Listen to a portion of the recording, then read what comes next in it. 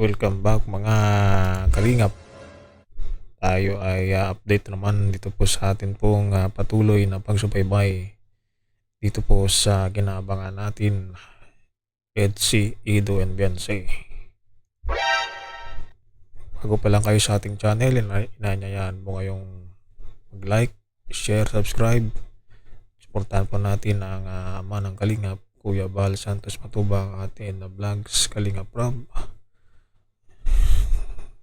Jack Matubang, Tapia Matubang, at lahat ng mga Kalingap partners. Tuloy tayong magmaraton sa mga videos ni Kalingap Rob. Ito na nga ang ating pong patuloy na reaction video dito po sa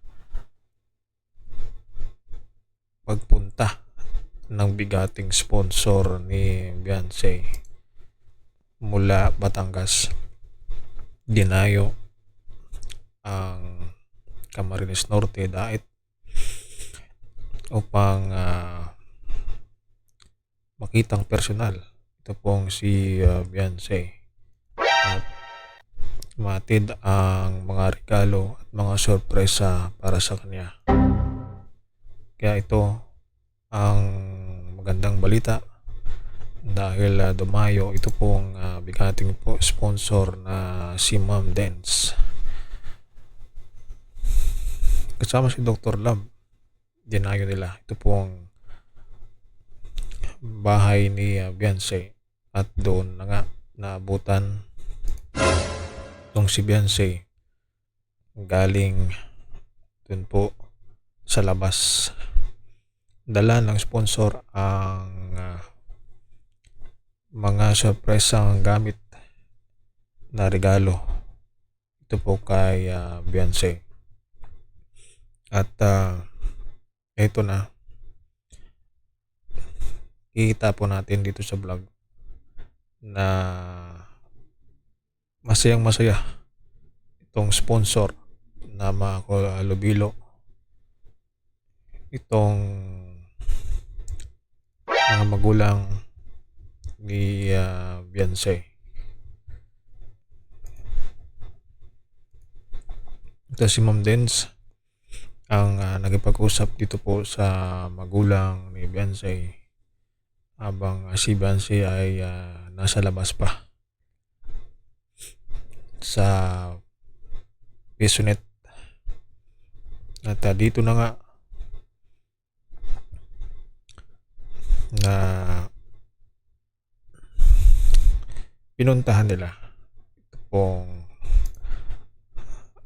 kwarto ni Beyonce at pinakita kung gaano kaganda ito pong loob ng kwarto ni Beyonce. Dito kita sa vlog na talagang tuwang-tuwa ito pong sponsor at dalan-dala itong may mga daladalang mga gamit tulad ng home doon po sa upuan at mga damit, sorpresa, regalo ito po kay Beyonce. Kasama ang asawa nito ni Ma'am Dance, mga regalo na bigay dito po kay Beyonce. Ito, napaka-supportive ito pong asawa ni Ma'am Dance at binigay ang lahat ng ikasisiya ni Beyonce. Dito natin makikita na itong bigating sponsor na ito ay tunay na nagmamahal dito po kay Beyonce. Ito napag-usapan habang pauwi na ito pong sponsor na pag-usapan kung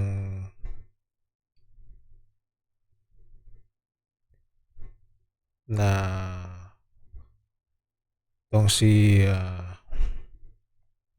Biancy ay pwedeng magkaroon ng sorpresa para sa kanyang kaarawan na ito ay hindi naman hinihingi ni Biancy. Ito ay suggestion lamang ni Dr. Love. Kung sakali mabigyan ng sasakyan o kotse ay handa naman itong si Ma'am Dens na mag-ambag ng mga sponsor dito po kay Biancy. Subalit nasa biro, ito ay biro lamang sapagkat ang mga sponsor ay hindi naman agad-agad nagbibigay ng ganito kung alam nilang hindi ito ay importante. Ito ang nangyari dito po sa pagbisita ni Ma'am Dens doon po sa bahay ni Biancy. Ito ang napag-usapan. Sabi ni Tita Dens, willing daw siya magpakutsi kayo lahat para kay Biancy, mga titas kong. Yan po ang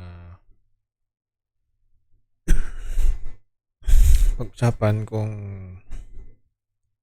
sakali man lang kung mabigay, kung magkaroon siya ng sasakyan, pero ang mga sponsor ay hindi pa ito kailangan ni Biancy ang ganitong mga bagay.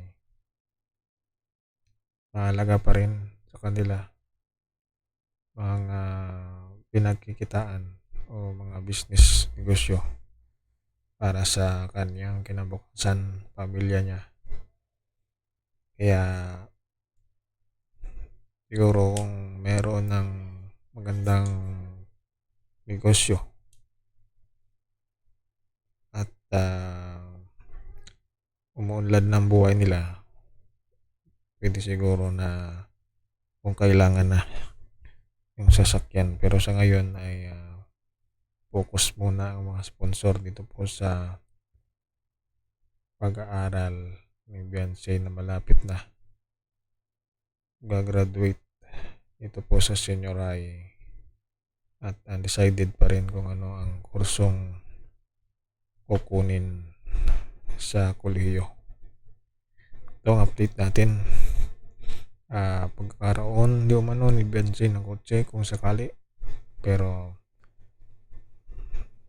parang malabo pa na maibigay ito ng sponsor dahil alam ng mga sponsor ang priority muna na maibigay nila. Ito po kay Biancy. Itong update natin. Bang tayo sunod na update ito sa EDSI.